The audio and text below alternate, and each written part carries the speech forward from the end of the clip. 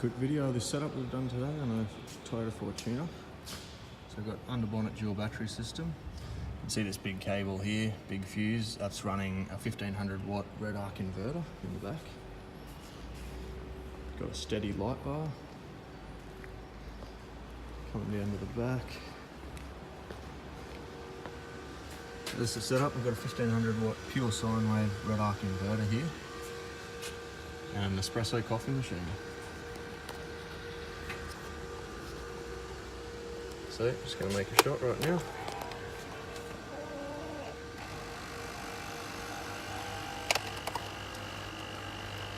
These guys work away remote, rural areas, so just after a few luxuries. Got a fridge on the back seat, Waco fridge. There you go, you can make coffee on site.